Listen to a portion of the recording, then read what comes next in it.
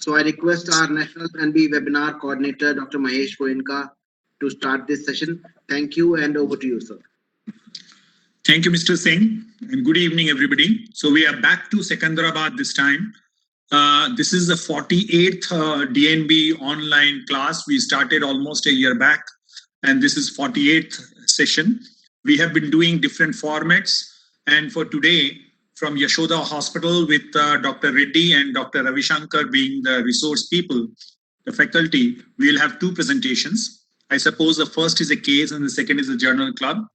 We have almost 106 people who have joined in already, and we expect more to join in as the time progresses. So without wasting any further time, I'll pass on to Dr. Ravishankar to take us through this 1 hour's DNB program. Dr. Ravishankar, please.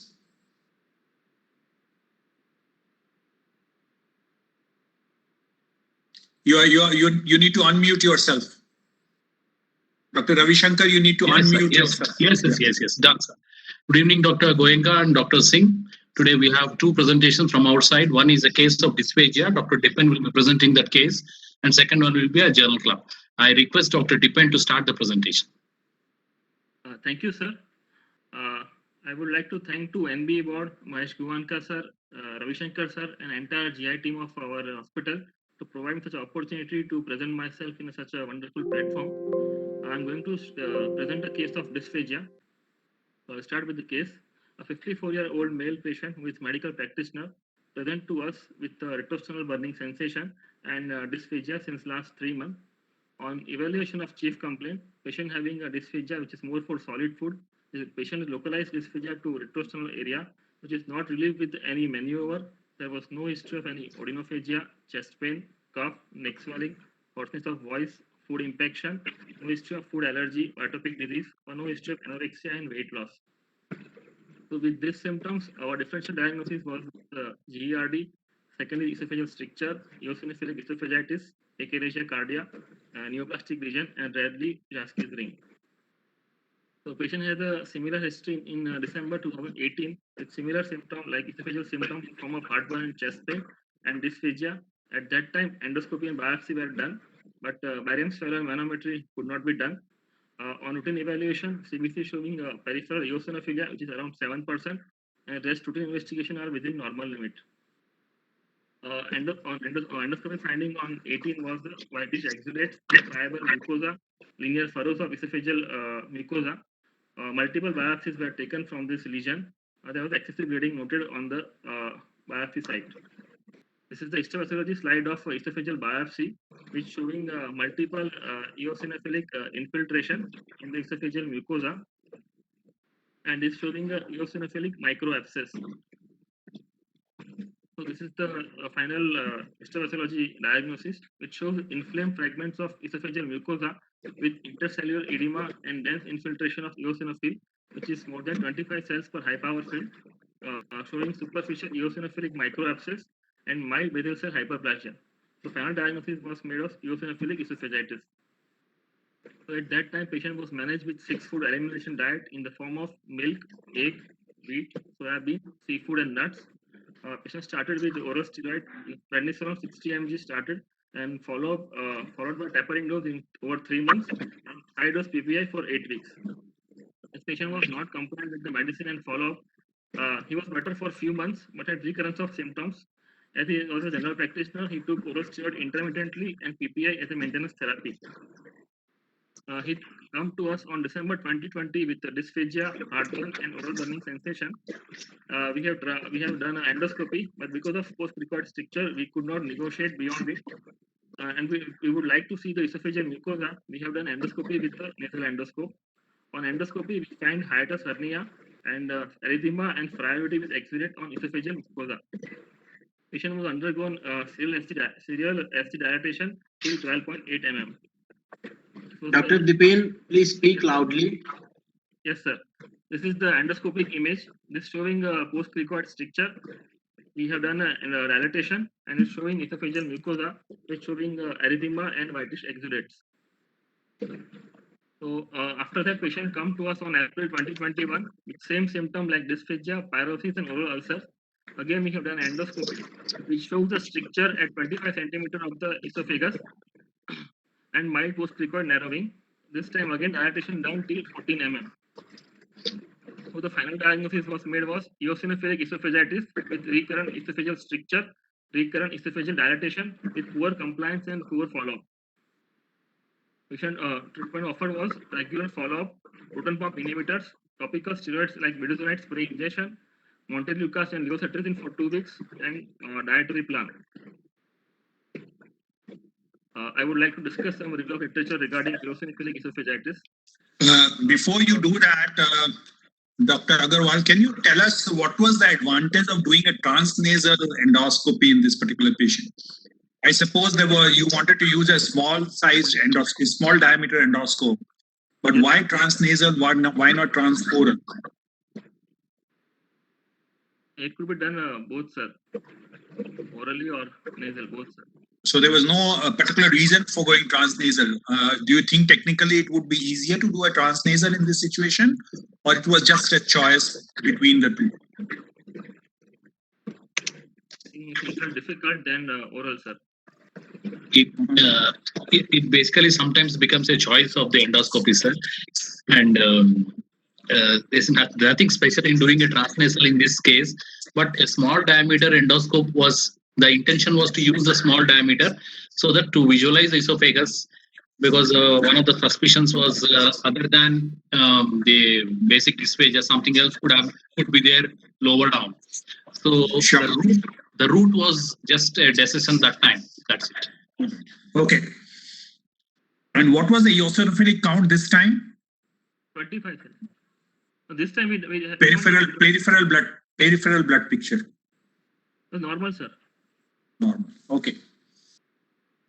Review of literature regarding eosinophilic esophagitis. It's commonly occur in both pediatric and adult population, more common in male as compared to female, occur at all ages, but highest frequency seen between 30 to 50 years of age. Patient may present to both allergy or GI clinic. It's the second most common cause of chronic esophagitis after GERD. Incidence around 6.6 per 1 lakh in children and 7.7 per 1 lakh in adult. Prevalence is around 34 per 1 lakh in children and 43 per 1 lakh in adult. However, it's a Western data.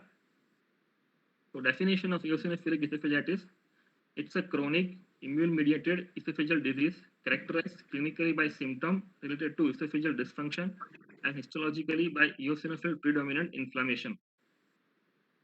The diagnostic criteria, there are 6 diagnostic criteria. First is symptom of esophageal dysfunction. Second is concomitant atopic conditions.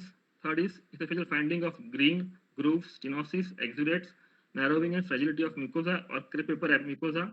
Fourth is more than 15 eosinophil per high power film esophageal biopsy. Next is eosinophilic infiltration limited to esophagus, and other causes of eosinophilia should be excluded. So we classified eosinophilic disorder into primary and secondary. Primary like atopic, non-atopic, syndromic disorder, and familial variant. Secondary are systemic eosinophilic syndrome, and other is non-eosinophilic disorder. So etiopathogenesis of eosinophilic esophagitis.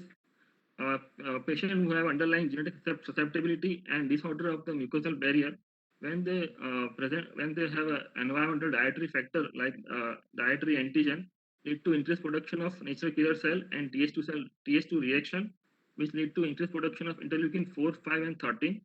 Interleukin 5 will lead to maturation of the eosinophil in bone marrow. Interleukin 13 will lead to increased permeability to inflammatory cells like eosinophil, basophils, and mastocytes. Interleukin 4 lead to increased production of eotaxin 3 production. So all these three lead to increased production of eosinophil and mastocyte, will lead to increased recruitment to esophageal mucosa, which lead to mucosal inflammation, which lead to increased production of transforming growth factor beta, which lead to increased collagen deposition and remodeling of tissue, and muscle dysfunction, which lead to fibrosis. So clinical feature, symptoms depend upon the age group, is however more common in male and boys. Infant and toddler are present with feeding difficulties or failure to thrive. School-age children present with vomiting or chest pain. Adolescent present with dysphagia. Adult present with dysphagia, non-swallowing associated chest pain, food impaction, and upper abdominal pain. However, solid food dysphagia is the most common symptom. Food impaction requiring endoscopic removal occur in 33 to 54% of adult patients. In children present with other atopic manifestations like food allergy, eczema, asthma, chronic rhinitis, and environmental allergies. For diagnostic workup, generally we divide into two parts, general and for patient who have hypereosinophilia. In all patients, we do CBC and differential count, total immunoglobulin E, ESR, CRP, skin prick testing and test for specific IG for detecting allergens, stool test to detect parasitic infections, upper and lower GI endoscopy with biopsy with a more specific diagnostic test, pH probe impedance study to rule out GERD, this diagnostic panel for a genetic study, and endoflip to detect the distensibility of the esophagus. In patients who have hypereosinophilia, we look for bone marrow analysis, serum tryptase, vitamin B12, echocardiogram, chromosomal cytogenetic screen, genetic analysis for FIP1, L1 like, and PD, platelet-derived growth factor receptor alpha fusion gene, other genetic abnormalities, and other tissue biopsies. Endoscopy, however, is the gold standard for diagnosis. We take at least 6 biopsies from 2 different sites, proximal distal sites. After taking 6 biopsies, sensitivity around 100%. We should take targeted biopsy, like when we have found a mucosal edema or linear furrows or exudates, we should take biopsy from that area because the yield is very high. However, in almost 10% of adult patients may have normal endoscopic appearance. In that case, we should take biopsies from the proximal, mid, and distal esophagus. At that time, we should take biopsy from the stomach and duodenum to rule out eosinophilic gastroenteritis. This is the endoscopic eosinophilic esophagitis reference score, which have major and minor criteria. In major criteria, there is edema, fixed ring, exudates, furrows, and stricture. In minor criteria, there is a three-paper esophagus and narrow caliber esophagus. In edema, there is a grade 0 and 1. Who have a grade 0 is no edema, grade 1 has a edema is there. In the fixed ring, there will be three grade. Grade 0 is none. Grade 1 is mild rings. Grade 2 is ring that allows the passage of diagnostic endoscope. Grade 3, we don't allow the passage of endoscope. Exudates, we have two grades. Grade 0 is none. One is involving less than 10% surface area, and grade 2 is having more than 10% surface area involvement. Furrows is 0 is absent. Grade 0 is present. Is grade 1. Similarly for stricture and minor feature like paper esophagus and narrow caliber esophagus. This is the endoscopic image of eosinophilic esophagitis. This image A is showing normal mucosa, B is showing furrows, C is the whitish exudates, D is showing matriculization, and D is showing laceration of the esophageal mucosa. On histology, more than 15 eosinophils per hypoarchid is a gold standard for diagnosis. However, there are 8 other criteria to look for response to treatment. And the severity is score from 0 to 3. 3 is noting the maximal changes.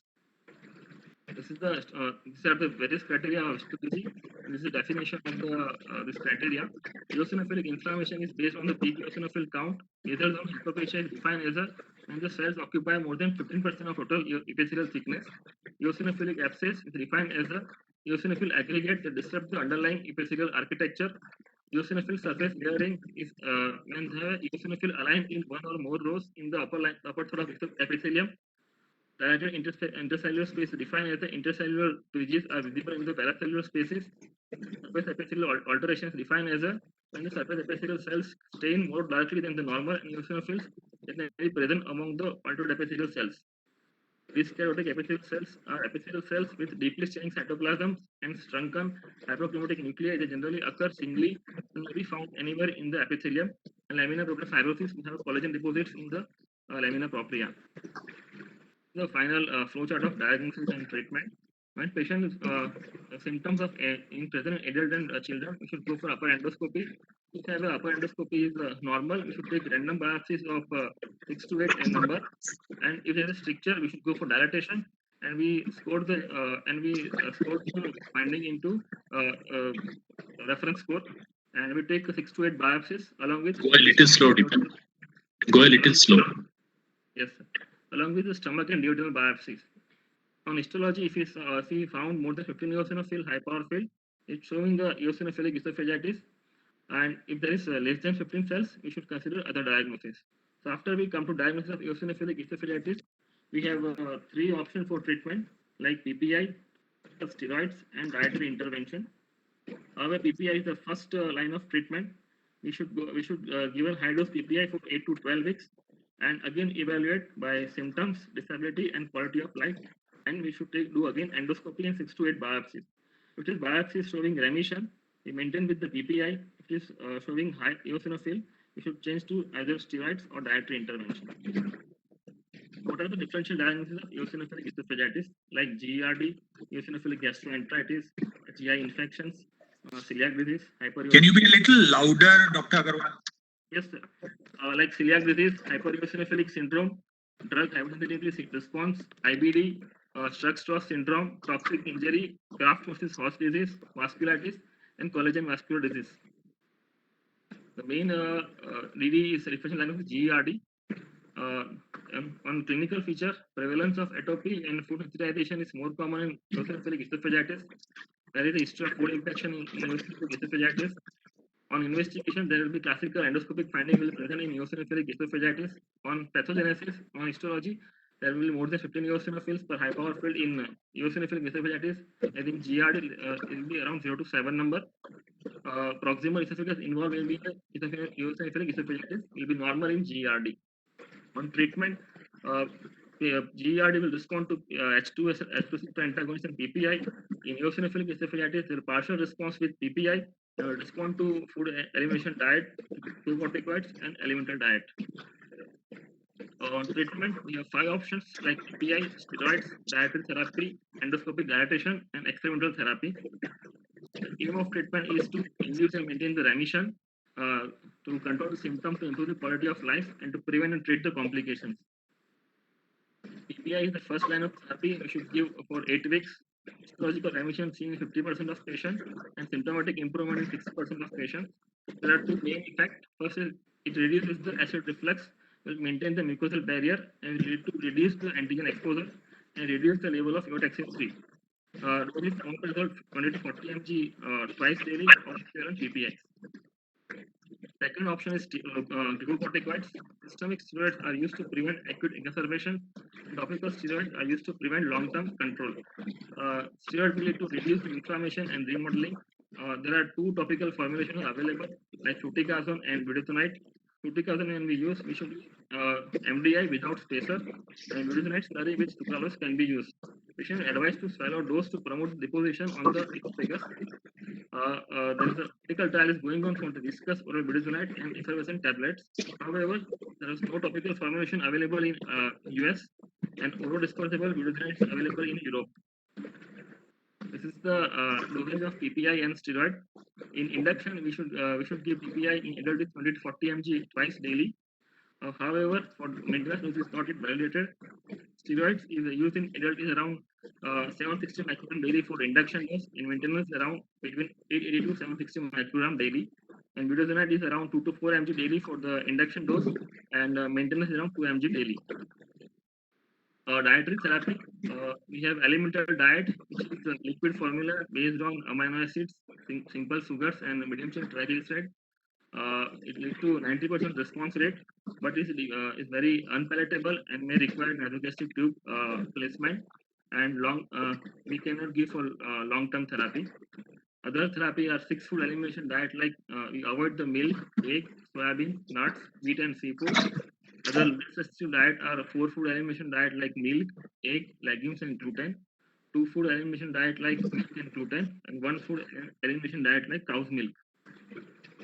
The various response rate of various diet. Elimination diet is around 90%. Target elimination is around 45%. Target elimination diet is like we do a skin testing and we look for any food allergen. Food elimination diet is around 72%. Core food is 53%. Gluten free 58%, and milk free is at 68% response rate. For PPI is around 50%, and for steroids is around 56 to 40% depending upon the study. So this drug under trial, like interleukin-5 receptor antibody, like nepolizumab, racilizumab, and bendalizumab. Interleukin-13 receptor antibody are like lebrikizumab and RPC4046. Interleukin-4 receptor alpha chain antibody are like dupilumab and chemoattractant receptor TH2 antagonist. They are under trial. What is the last is endoscopic dilatation. The last indication of dilatation are like food infection and severe stricture, and persistent symptom despite medical and dietary therapy. We should follow the rule of 3. For dilatation, we have 2 options, either Bouginage or balloon dilatation. patient may require at mean 3 sessions, at least 3 to 4 weeks apart, with 95% response rate. However, it doesn't address the underlying inflammation. We should not use endoscopic dilatation as a alone mode of therapy. We should give either with dietary or steroid therapy. Side effect of dilatation is around perforation and chest pain.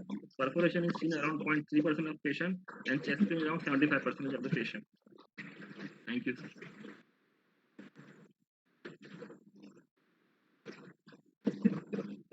So, Dr. Ravi Shankar, there are a number of questions on the chat box. Yes, sir. Can you ask Mr. Agarwal, Dr. Agarwal, to answer these questions? Yes, sir. We are just okay, sir. I will start from. I will raise the question and then both of us will try to answer. Yes. Dipen Agarwal, Dipen, you are ready with the questions. I'm asking the question. Yes, sir. I'm seeing in the chat box. You can also view on the chat box. I could not see this. Okay, I will tell the question. Don't worry. You try to see on the chat box. And the first question is: does localization of dysphagia help and give clue to localization of disease? Well, that's a question. You try to look at the chat box. Meanwhile, I will answer the questions. Well, localization is an approximate thing. We should never totally depend on this localization. But suppose the patient localizes to the post-cricoid area, you have to presume that the disease could be there. But again, this localization is not a very accurate thing, and clinically we should not depend too much on this. It gives an approximate guide. That's it.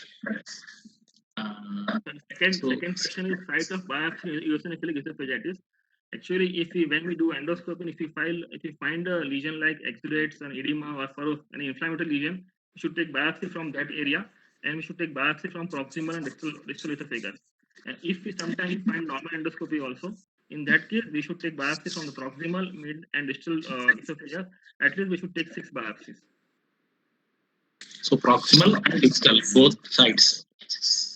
Next. So if I have one small comment to make on the first question, Dr. Ravi Shankar, you rightly answered that it usually approximates.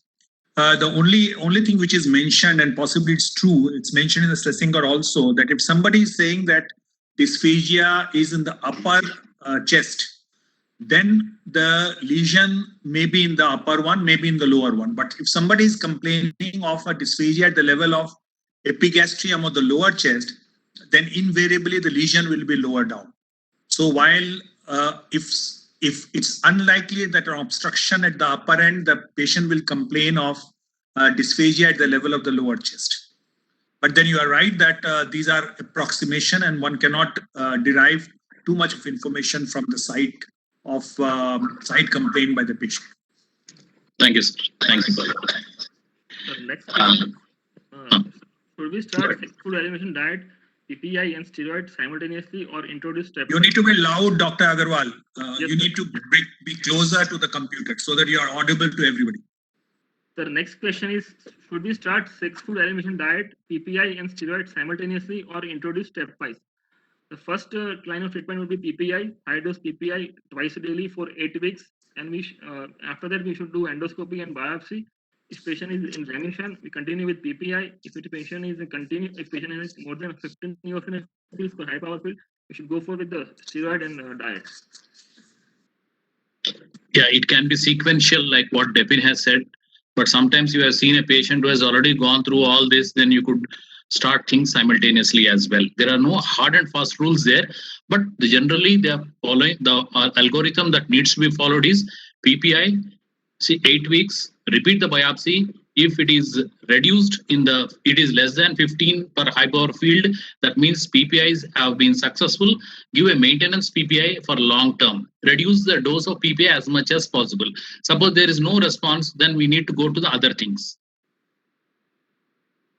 Next question is role of topical steroid. Actually, we have 2 types of topical steroids, is the fluticasone and budesonide. Response rate is around 36 to 70% in different studies. So it reduces the inflammation and fibrosis. Next question is, what is refractory GERD and manometry finding in eosinophilic esophagitis? What you are trying to say, Dr. Agarwal, is that you always prefer topical steroids over systemic steroids. Is that true? Yes, sir. Only when patient having acute exacerbation, then we give systemic steroids. Otherwise, topical steroid is always better than systemic steroids. Okay.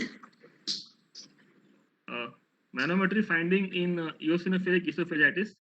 Manometry generally we do to rule out other causes of eosinophilia like like Escherichia cardia or other motility disorders. There is no role of as such in eosinophilic esophagitis. We can say that supposing the approach, sometimes when a dysphagia is there and we are not able to see any lesion in endoscopy, and there is a obviously tendency, and the usual approach we follow is a dysphagia, normal endoscopy, there is a need for manometry. So achalasia and other disorders we need to rule out by manometry. So that is the role. And in manometry, if we do in a patient with eosinophilic esophagitis, we might find the rarer findings. They will not be classical of any particular disease. Next question is, does patients' localization of dysphagia help in disease localization that we have discussed already? How to diagnose eosinophilic esophagitis using EndoFlip? EndoFlip is not for diagnosis of eosinophilic esophagitis. It tells us it's a distensibility of the esophagus. So already on diagnosis of eosinophilic esophagitis, we look for any distensibility of the esophagus to look for responsive treatment, not for diagnosis of eosinophilic esophagitis. Then how often we get peripheral eosinophils with eosinophilic esophagitis? It is around 60 to 70% of patients. In practice, it can be in lesser number of patients. In practice, we see in much lesser number of patients that eosinophils are present. Next question is rule of 3, serial odd number dilator or measurement. It is 3 mm. So when we do a dilatation, we should not go beyond, not excess of 3 mm in a single session after getting moderate resistance. So it's a 3 mm, not the number of dilator. Duration of treatment. Actually, it's a chronic disease and may require lifelong treatment, especially dietary restriction is lifelong. Steroid we can take intermittently, but relapse is a rule. When we stop steroid, there will be a relapse. How to start induction oral or IV steroid and how to taper? There is no role of IV steroid. An oral induction. We start with the 1 milligram per kg, and over 8 to 12 weeks we can taper. But as Dr. Goenka has been saying, the role of oral steroids also is minimal. Only in very rare cases, we need to start when the situation is out of hand. But otherwise, it is the topical steroids that needs to be given once the PPIs are not very effective. Next question is how to administer topical steroids. Dipen, could you take that? Yes, sir. Generally, we ask the patient to swallow the inhalation preparation. We ask the patient to close the nose and take a puff with orally, and ask him to swallow and not to take food or water for 30 to 60 minutes.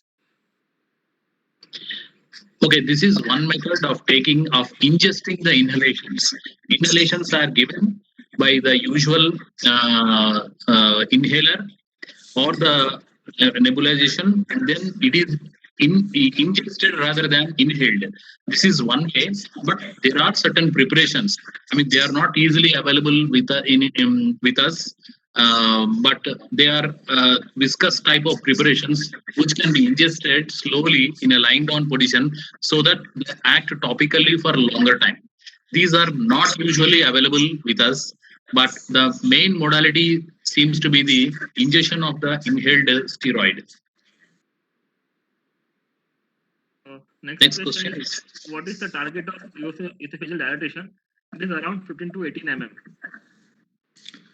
No, such huge dilatations may be difficult to do in this eosinophilic esophagitis because our target is not 18 millimeters. As you said, that is for any other benign strictures, but in esophagitis, it would be difficult to go beyond a certain level because perforation is very common if we do significant dilatation. So we need to be extremely cautious in this area and do a reasonable dilatation and follow it up with medication and explain the patient that there could be a need for repeat dilatations. We should not So I jump to would straight tend to away. agree with Dr. Ravi Shankar. We should never go beyond 15 millimeter possibly. More you go with 15 millimeter, the chances of complications are very high. I just want to make a small comment about rule of three, which was talked about. This is a very general rule. But then after the first dilatation, also if you find there's a lot of resistance and if you find there's some blood smearing, I think you don't wait for two more dilatations to take place. Then you will stop at number one also. So it is rule of three is usually made in general, but need not be followed strictly when you are doing the dilatation. The next If question you can come closer to the computer and speak and increase the sound. Next question is role of skin prick or allergy testing in eosinophilic esophagitis. There is no role of skin prick or allergen testing because there is no any advantage or therapeutic advantage of getting this skin prick of allergy testing. Well, we do not know what are the allergens on these patients. Sometimes if we are able to find some allergen, and usually we do not follow this, but if there is an allergen and we avoid the allergen, there can be improvement. So in this area, we are slightly doubtful regarding definitely to perform the skin tests and find out the allergen or not, but it would be appropriate. This is out of any recommendation or anything, but it would be better if we are able to diagnose the food allergen or whatever it is, and we can exclude that and try to bring in some improvement.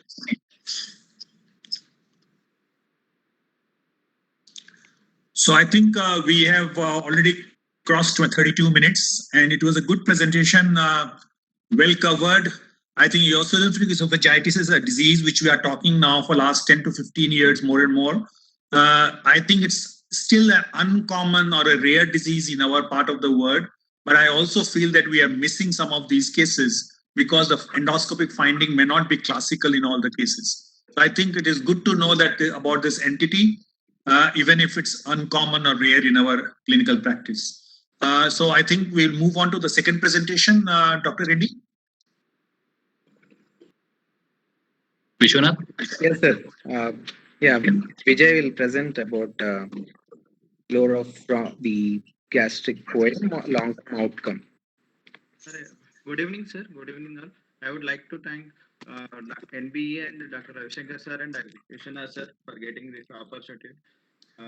My presentation is on long-term outcomes of G-POEM in treatment of gastroparesis. This is. I would again request you to be a little closer to the computer or a little louder so that you are properly heard. Yeah, yes, sir. It is presented in Clinical Gastroenterology and Hepatology in 2021 by Mohammad M. Abdel Fattah et al. And the aims and objectives of the study is to evaluate the long-term outcomes of G-POEM in treatment of refractory gastroparesis and identify the factors that predict the failure of G-POEM. The objectives of the study is calculating the long-term clinical and quality of life outcomes following the G-POEM and calculating the risk of recurrence during the follow-up period, and to identify the factors predicting the G-POEM failure. And the materials and methods are, it is a single center study done in Emory University in USA, a retrospective case series study. They included all the patients who underwent G-POEM for refractory gastroparesis between June 2015 to March 2019.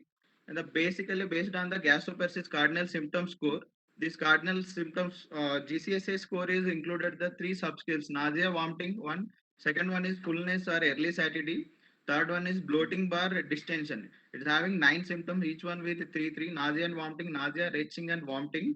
Fullness bar early satiety is having stomach fullness, not able to finish meal, fullness after eating, loss of appetite.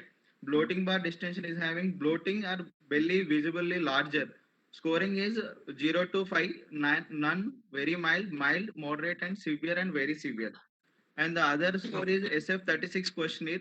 8 aspects of the quality of life is included in this: physical functioning and role of limitation owing to the physical activity, health and bodily pain, general health, vitality and social functioning, role limitation owing to the emotional problems and mental health. And the outcome of the study is, primary outcome is clinical response to the G-POEM. Secondary outcome is factors that predict the G-POEM failure. Into the basic definitions are Refractory gastroparesis means gastroparesis with poor response to more than 6 months of dietary modifications and trial of maximally tolerated dose of prokinetic medications after ruling out mechanical obstruction. The clinical response is decrease of at least 1 point in average total GCSE score with more than 25% decrease in at least 2 subscales of cardinal symptoms. The non-responders means patients who underwent GPOM and did not experience a decrease of GCSE score by 1 point. Recurrence of means recurrence of gastroparesis symptoms and return to the baseline GCSE score or GCSE score of more than or equal to 3 lasted at least 2 months after the initial complete response. The clinical failure means there is no clinical response as per the definition. At least initial follow up are patient with recurrence of the symptoms within 6 months. The introduction to the gastroparesis definition is paralysis of the stomach. By definition, delayed rate of the emptying of the meal from the stomach in the absence of mechanical obstruction. It is a chronic debilitating motility disorder characterized by the nausea, vomiting, early satiety, and postprandial fullness. It is diagnosed by the radiological criteria of retention of more than 10% at 4th hour during gastric emptying study using a standard low fat and low calorie meal. More common in women compared to men is 4 times more common, and there is no definitive cure. Prokinetic also having the limitations by the side effects. And the pathogenesis for the gastroparesis is mainly the loss of the gastric neurons containing nitric oxidase synthase leads to the defective in the accommodation reflex. It leads to the early satiety and postprandial fullness. And the impaired electromechanical activity leads to the delayed gastric emptying and nausea, vomiting. And abnormal pacemaker activity leads to the gastric dysarrhythmias. It leads to the nausea. And the patient with sensory neuropathy, they will have the epigastric pain. And the causes of gastroparesis is idiopathic gastroparesis is 40%. In that 20% will have obstructive gastroparesis. Second is diabetic gastroparesis. Type 1 is more common than type 2. It is 35%. 20% will have the obstructive gastroparesis. And post-surgical gastroparesis, antrectomy, vagotomy, and fundectomy and fundoplication. It is around 20%. Ischemic gastroparesis is less than 1%. Miscellaneous causes are 4%. And the main management of the gastroparesis in adult patient, gastroparesis is divided into mild, moderate, severe basis on the gastric retention at the 4th hour. If 10 to 20, 15% is mild, 15 to 35% is moderate, more than 35% is severe. So basically, main treatment modality is dietary and nutritional support along with the pharmacological, prokinetic and antiemetics. But in condition with severe, they need to have gastrotomy tube for decompression and jejunostomy tube for the feeding. Compensate using of gastric electrical stimulations or surgical therapies also required. The gastric electrical stimulator is most commonly used in the nausea predominant patients with diabetes, but 20% of the patients will not having no benefit from the device. In one open label study, it is showing 1 year clinical response rate of about 45 to 74%. But this is having a limitations by the laparoscopic implantation of the device and the removal prior to the every time for the going for MRI. And the device related complications are bowel obstruction, perforation and lead migration and wound complications. Generally, through the 4 ports, 5 mm 3 ports and one 10 mm port will be used in this. Through the 10 mm port, this electrical stimulator batteries are inserted on the subcutaneous area, most preferably on the left subcostal region. And these metallic leads will be inserted in the muscular layer proximal to the pylorus, 10 centimeter proximal to the pylorus. Under endoscopic guidance will be inserted. And the other modality is pyloric disruptive therapy. Laparoscopic pyloromyotomy is improves the symptom score by 83 to 86% and improves or normalizing the gastric emptying study nearly around 60 to 90%. The adverse events secondary to laparoscopic pyloromyotomy is leak, suturing line bleeding, and wound infection. The alternative for this one is the GPOM. It is an endoscopic pyloric disruptive therapy for gastroparesis. In this submucosal tunnel will be made after that myotomizing the pyloric muscles. Benefits of GPOM over the laparoscopic pyloramyotomy is shorter operative time and less intra-procedural bed loss and short length of stay. In this, first initially local for the laparoscopic pyloramyotomy, first we need to localizing the pylorus muscle and pyloroplasty incision has to made, and after that pyloroplasty is done and pyloroplasty closed transversely with the auto suture devices. And the next one is the GPOM. GPOM is after doing poem for the Achillesia, this same thing is adapted for the G poem in 2013 is first done for the Achillesia. But G poem is technically more challenging procedure due to the looping of the scope and curving of the tunnel over the pyloric muscles and field instability due to the antral contractions. And the most preferred sites is posterior rather than anterior wall and lesser curvature than the greater curvature, because lesser curvature will have tunnel will be shorter and looping will also lesser. And most of them are done with a single channel gastroscopy or dual channel endoscopies. To better visualization of the submucosal layer, a transparent cap was attached to the tip of the scope, and all patients will be done under general anesthesia with tracheal intubation. The procedure is first initially we need to localize the identify the pylorus, and submucosal bleb has done with the 100 ml of NS mixed with the 1 ml indigo caramine, 1 ml of epinephrine, then mucosal incision, then submucosal tunneling and identification of the pyloric muscle and pyloric myotomy, then submucosal tunnel hemostasis achievement rechecking, and then clips has been inserted. But GPOM will eliminates only pylorospasm and improves the antropyloroduodenal coordination. But there is no impact on the pathophysiological features of gastroparesis or immune mechanisms. And the results in this study is out of 97 patients are included in that, 7% are 7 patients are lost because poor diet and 3 patients are not yet followed. And the mean age in this study is 47 plus or 14 years. Females are more compared to males, 73 females. Mean duration of the symptoms is 5.3 plus or minus 4.4 years, and average disease SI prior to that GPOM is 3 plus or minus 0.6. Average total procedure time is 50 plus or minus 13 minutes. The total procedure time is from esophageal intubation to the removal of the endoscope from the mouth. And etiology, most of them are idiopathic, 42 people, 47%, and diabetic is 42%, others are 11%. And the age group of more than 60% people are 15. And the pharmacological therapy before this one is most of them people are having metoclopramide is the highest, and erythromycin is 55%. And people before this surgery, those are then the TPN is around 6 people, and J-tube is around 11. And previous therapies before this GPOM is botulinum injection given to the 6 people and gastric electrical stimulator is for 14. And the long-term outcomes of the GPOM is in this study they followed 90 patients. By the end of the 6 months, out of 73 people, 65 are having the success rate. Only 5 people is having recurrence, and the last follow-up is around 3 people. And by the end of 1 year, 43 people in that 44% has success, only 4% is having recurrent. And the GCA score also improved from starting within 6 months. It come down to 3.8 to 1.9.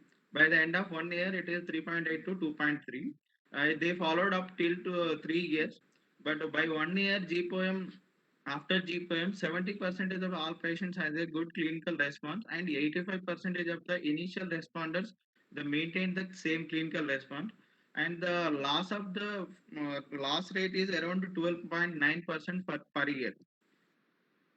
And factors predicting the failure of GPOM is they done univariant and multivariant analysis. In univariant, with a significant p-value, there's with high BMI patients, they are having high failure rate, and patients those are on psychiatric medications and pain medication.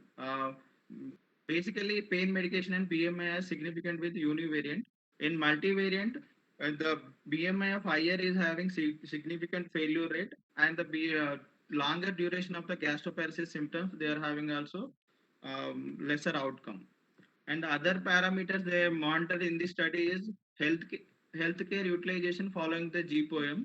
It is drastically decreased after the 6 months. By the end of 6 months, from 8.22, it come down to the 0.7. ER visits also drastically decreased from 2 it come down to 0.3, and quality of life also improved. By the end of 6 months, it is improved around 73%. And nutrition, out of 12 patients in this patient, they are on the NJ feeds. By the end of 6 months, they 9 people are started on orally, and those 5 patients are TPN. They are also started on the orally. 3 people are started on the orally. Antiemetic medication, around 66 patients are discontinued antiemetic medication by the end of 6th month. And complication after this surgery, the GPOM, 80% are discharged within the 24 hours. Only 4 patients is having the complication. There is also 2 are mild complications. 2 other is having moderate to severe. One is mild abdomen pain and exacerbation of the COPD. Other 2 is one patient is having tension capnoperitoneum. One is bleeding mucosotomy site. This tension capnoperitoneum they improved after the bore needle insertion. And the total gastroparesis cardinal symptom score during the study, it is improved drastically. Pre-procedure, it is around 3.8. By the end of 6 months, 1 to 3 months, it is 1.8, and 6 months is 1.9. And the other symptoms also nausea, vomiting, bloating, and postprandial fullness. These symptoms also improved drastically within the 6 months. And the gastric emptying studies after the GPOM, out of 47 people are normalized this gastric emptying study, around 63%. 25 people improved this gastric emptying studies, 34%. 2 only worsened. And the limitations of the study is it is a retrospective study, and it is done in the single center, so we can't generalize this study to all. And it is a longitudinal nature of the data collection. It leads to the loss of follow-up also in this patients. Every 6 months they are having less number.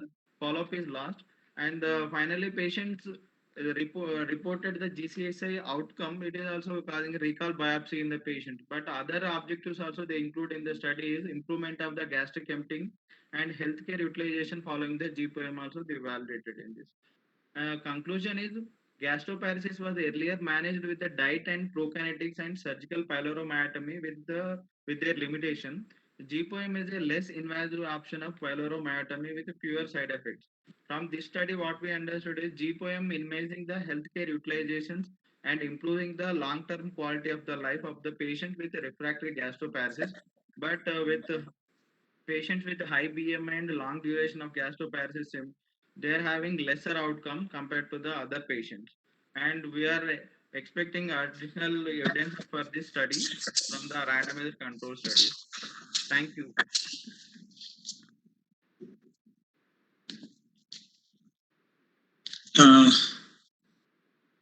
Thank you. Can we have some comments and questions here? Dr. Reddy, there is a couple of questions. Yeah, sir, I can look at it. Now, this is a retrospective study, isn't it? It's a retrospective study. That's one of the major limitations of any study. Yes, sir. Because when you look at a detailed questionnaire like that, and when you know that it's a retrospective study, we know that there are limitations. Number one. Number two, most of the literature talk about diabetic gastroparesis. The results are not good as compared to non-diabetic. So this has not been reflected in this retrospective study. Was it, or I missed it? Yes, sir. They looked at this point, and actually 42% of the patients were diabetics, and they did not find any significant difference with non-diabetics. This one point was little different from the previous studies like Amol Babai or Kashyap et al. Or the other studies. So one parameter, that is diabetic gastroparesis, there seems to have been a lesser response compared to the non-diabetic, but this study didn't show that point. So. And yes, sir, this is a retrospective study. The value of the study is lesser, but the only point which was positive for this study was had included about 97 patients, and second thing was the long-term follow-up. All the numbers dwindled down as the period went on, but the previous studies all were duration of about 6 months or 12 months or 14 and a half months, maximum of 18 months. This is only study with 3 years study, but the numbers are little less.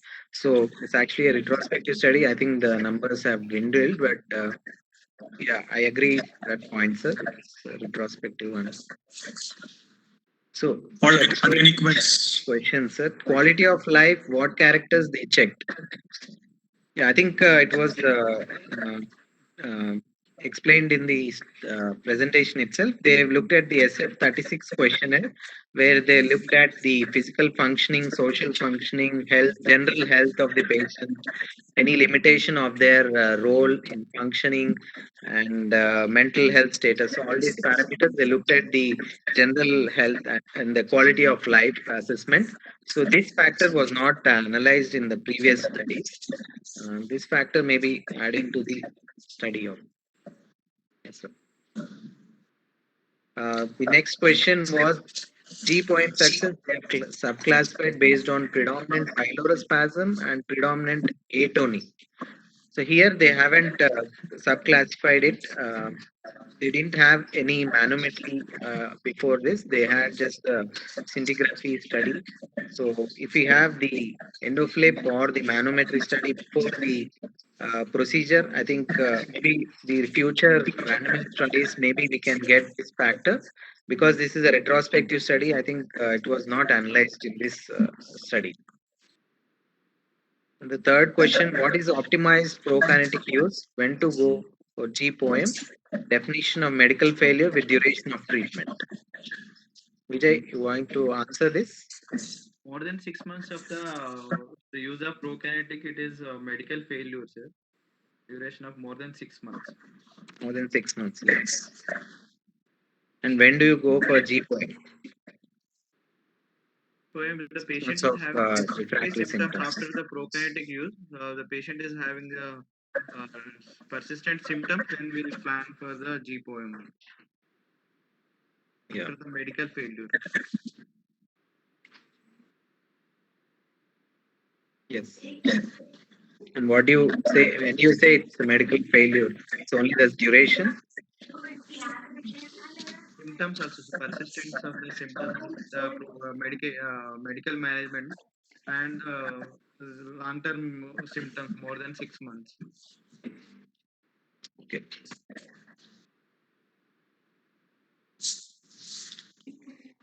I don't think there is a very well-defined definition for medical failure after medical therapy. I'm not sure. Are there any set guidelines? Yeah, I mean, sir, there's no definite definition from the guidelines of any society, but the refractory gastroparesis has been defined in the terms like failure of the diet and prokinetic use for more than 6 months. Okay. I think if there are no more questions, we can wind up the presentation today. Dr. Reddy and Dr. Ravi Shankar, is there any other question or comments from your side? No, sir. All right. So let me just tell you about the next 2 or 3 classes which we have planned. Next Monday, we have a lecture by Dr. Manav Vadhavan from Delhi, and he will be talking to you about autoimmune hepatitis. So there'll be a lecture by Dr. Manav on autoimmune hepatitis. The week after that, we have